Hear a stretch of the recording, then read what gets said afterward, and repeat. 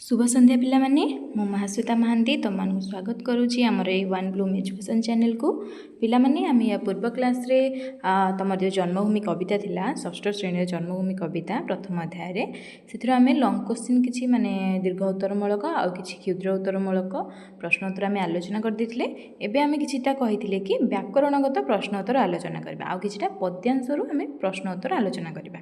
ठीक अच्छे यही धरण भी तुम प्रश्नोत्तर आसीपे से आम टे आलोचना करबा।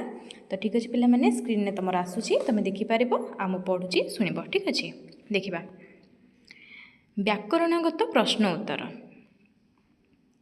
पठित कवितार तले दि जाइथिबा शब्द पाई केउ शब्द व्यवहार करा जाइछि लेख। ठीक अच्छे तापर दि जाइथिबा शब्द आ कवितार व्यवहृत शब्द तो आमर जो शब्द गुड़ा दिखाई कौन दिखाई पुआ झील पाद समुद्र नई भगवान आउ माँ यहीतक शब्द तुम दिखाई आ कवितार ये शब्द पाई क्यों क्यों शब्द व्यवहृत होती आम देखा माने आम जमी कथार कहीदे कि हाँ पुआ झील आसी बट माने किंतु आम देखा कि कवितार से सब आम कविता जो व्यवहार करें आम पुआ झील आसी कि एमती व्यवहार करें ना आम पुआ झील को गोटे शब्द देते कौन संतान। ठीक अच्छे जमी पाद आम कहे आम पाद काटुची पाद बिंधुची चलिले सेमती कौन अच्छी चरण व्यवहृत हो कौन चरण पादटा को आम चरण भाव व्यवहृत हो। ठीक सेमती आम देखा किसी जो शब्द दिखाई तार आम कवितार केतटा शब्द व्यवहृत होगुड़ा आम देखा पुआ झील को आमर कौन व्यवहृत हो कवितार संतान पादटा चरण आउ समुद्र समुद्र को आमर क्यों भाव व्यवहृत हो जलधि है आउ नई को कौन व्यवहार है नई को आमर नदी। ठीक अच्छे आ भगवान आम जमी भगवान कहीदे किंतु कवितार व्यवहार कला आमर कौन व्यवहार है विभु। ठीक अच्छे तापर आ गोटे शब्द कौन अच्छे माँ आम जमी डाकुचे माँ किंतु ये कौन व्यवहार है कवितार आमर जननी। ठीक अच्छे आउ कौन व्यवहार हो पार जन्मदात्री भी हो पार जो शब्द गुड़िक टिके माने बेसी आकृष्ट लगे से भाया शब्द ही व्यवहार हो कवितार। ठीक अच्छे तापर दिखाई कौन तले दि जाइथिबा शब्दर भिन्न भिन्न रूप लेख है माने भिन्न रूप अर्थात पिला माने कौन प्रति शब्द परिका गोटे शब्द को आम आउ क्यों क्यों शब्द व्यवहार करें माने तार प्रति शब्द। ठीक अच्छे कौन कौन दिखाई आम चार्टा शब्द दिखाई माँ मस्तक जलधि गिरी तो आम देखा माँ रो भिन्न रूप अर्थात तार प्रति शब्द कौन जननी माता आउ भी कौन हो पारे जन्मदात्री भी हो पारे। ठीक अच्छे आउ कौन मस्तक मस्तकर कौन अच्छी दुईटा शब्द भिन्न रूप शिर आउ मुंड। ठीक अच्छे आउ कौन जलधि जलधिर कौन अच्छी सागर आउ समुद्र गिरीर गिरीर भूधर पर्वत। ठीक अच्छे पहाड़ भी हम तापर दि जाइथिबा शब्द गुड़िक को नहीं वाक्य रचना कर। ठीक अच्छे कौन कौन अच्छी सेवा सुखी कटी पट्टांतर महात्मा कटी पिला माने कौन कही पढ़ला बेलू कटी हूँ आमर अंटा। ठीक अच्छे देखा ये व्यवहार करवा सेवा सेवा को लेकिन वाक्य गठन कले कौन पितामाता सेवा करवा उचित। ठीक अच्छे कहार सेवा करवा उचित पितामाता। तापर सुखी सुखी अर्थात पिला माने जे सुखी हुआ खुशी हुआ तो ताकू नहीं आम वाक्य व्यवहार कौन करवा भल काम कले समस्ते सुखी हुअंती। तापर कटी कटी कौन सिंहर कटी सरुआ अटे अर्थात सिंहर अंटा सरुआ अटे सिंह पिला मैंने देखी से देखा केमती पतला ना ठीक सेमती। तापर पट्टांतर गोपबंधुंकर त्यागर पट्टांतर नहीं पट्टांतर अर्थात पिला माने कौन सीमा नहीं से एत त्याग कर किसी सीमा ही ना। ठीक अच्छे तो से पट्टांतर को लेकिन आम कौन है गोपबंधु त्यागर पट्टांतर नहीं आम ये महात्मा गांधी को भी नहीं पार सुभाष चंद्र बोस को भी नहीं पार। ठीक अच्छे तापर महात्मा महात्मा आमर कौन चैतन्य जड़े महात्मा थिले महात्मा अर्थात महान लोक थिले जी कि आमर कौन प्रचार करथिले गौड़ीय वैष्णव धर्मर प्रचार करथिले। ठीक अच्छे तापर दिखाई तले दि जाइथिबा असजड़ा अक्षर को सजाई शब्द गठन कर नसंता दन्नआ एरा को आम ठीक शब्द रे माने परिणत करवा जमी दि जाइथिबा असजड़ा शब्द को गठित शब्द न संता एटा कौन हम फास्ट हम स तापर तापर न संतान। ठीक अच्छे तापर कौन दिखाई दनआ अर्थात कौन हम आनंद हम उल्टे देले आनंद। तापर कौन दिखाई रहा गसाम कौन हम यहाँ महासागर महासागर ठीक अच्छे। तापर कौन अच्छी रंत टाप कौन हम पटांतर। तापर कौन अच्छी निमर अर्थात कौन हम रमणी ठीक अच्छे। तापर दिखाई तुम 5 नंबर क स्तंभ रे थिबा कवितांश सहित ख स्तंभ रे थिबा कवितांश को जोग करी पूरण कर ठीक अच्छे। तो आम गोटे गोटे पद दिखाई क स्तंभ रे आ गोटे स्तंभ रे ता तल पद दिखाई तो आम ताकू जोग करवा देखा ये देख जोग हो तुम ताहारी संतान आंभे कौन हम अटु सरबे ख स्तंभर लास्ट रो ऊपरटा हम अटु सरबे ताहारी संतान आमे अटु सरबे। दुर्गावती आदि केते कौन हम वीररमणी ख स्तंभर लास्ट वीररमणी।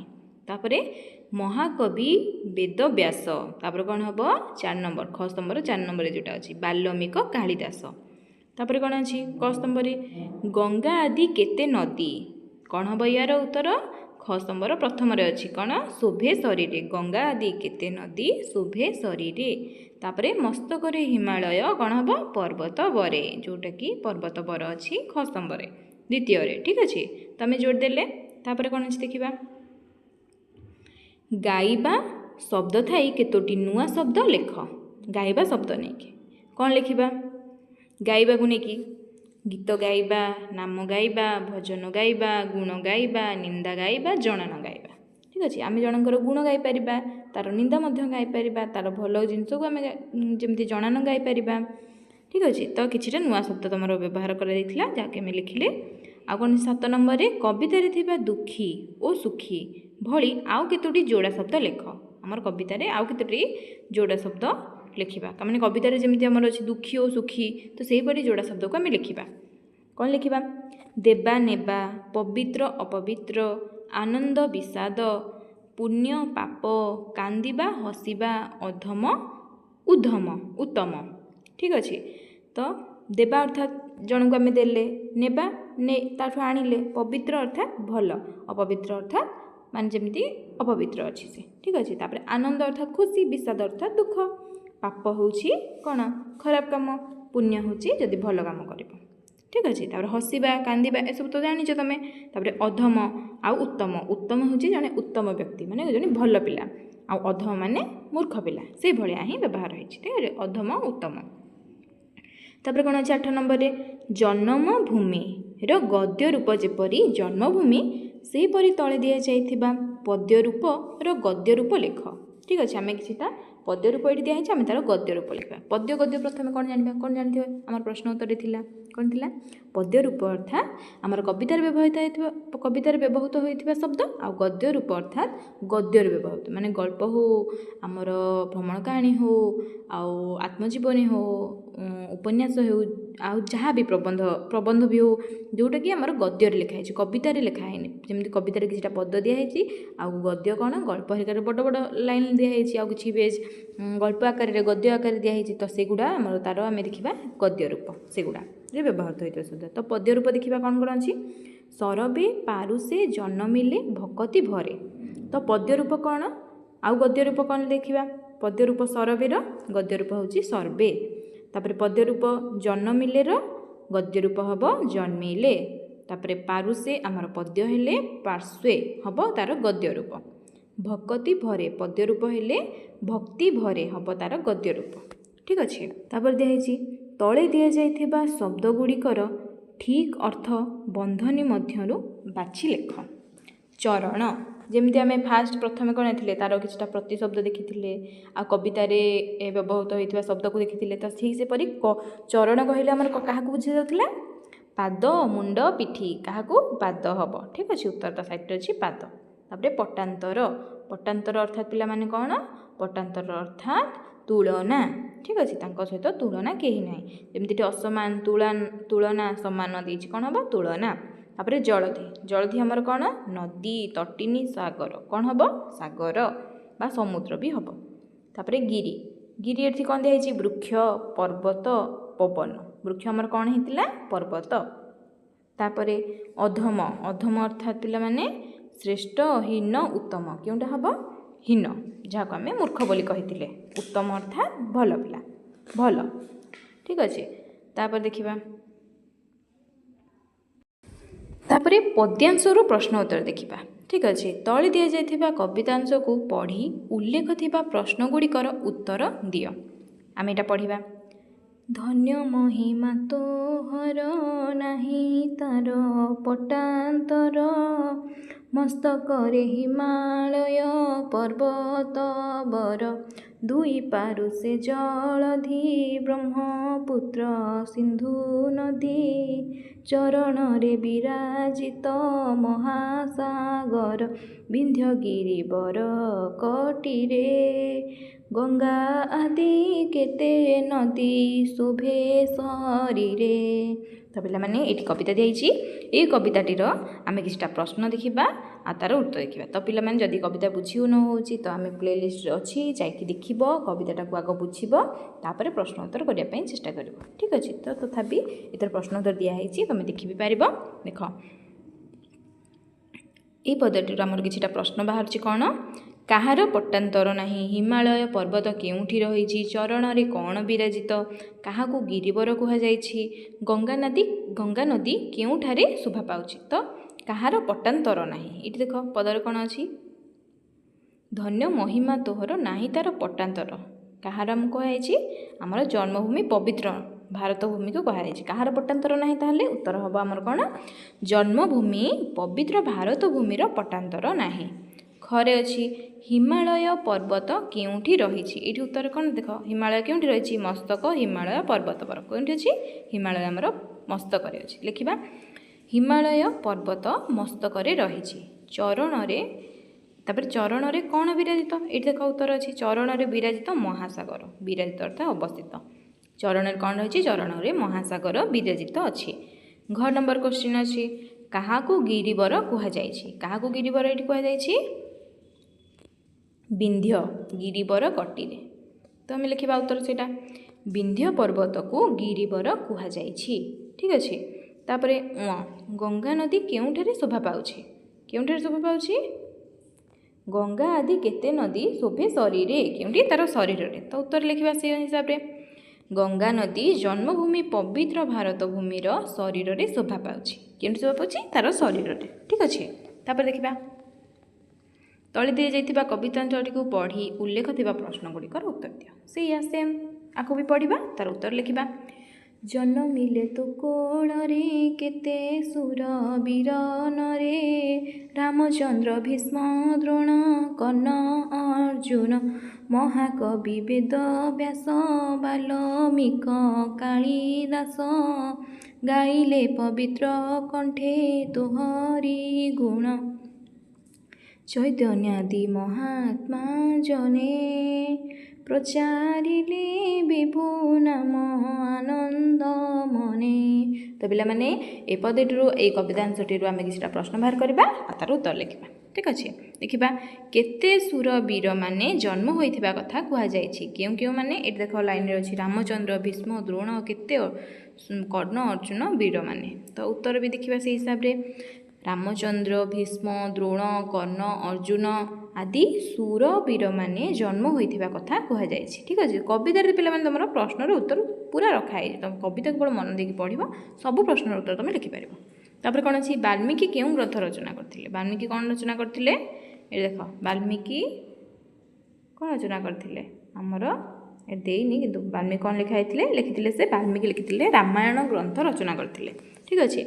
तापर ग नंबर किए पवित्र कंठरे जन्मभूमि भारतर गुण गाई किए गाई व्यास वाल्मीकि कालिदास आदि महाकवि माने पवित्र कंठरे जन्मभूमि भारतर गुण गाई है।